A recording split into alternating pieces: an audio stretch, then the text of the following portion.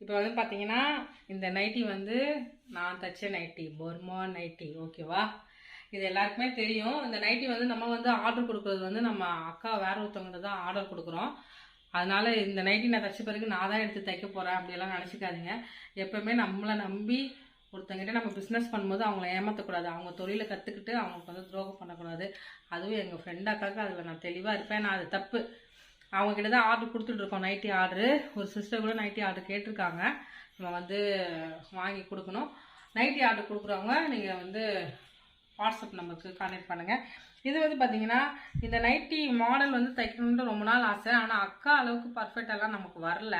அவங்க தைக்கிற மெத்தட் வந்து ஃபுல்லாகவே வேறு மாதிரி இருக்கும். இது வந்து பார்த்தீங்கன்னா நான் எங்கள் மேம்கிட்ட கேட்டு கஷ்டப்பட்டு தைச்சேன். இந்த நைட்டி தைக்கிறது அவ்வளோ ஈஸி கிடையாது. ரொம்ப கஷ்டமாக தான் இருந்துச்சு. ரொம்ப சூப்பராக ஆனால் தைச்சாச்சு. எப்படி இருக்குன்னு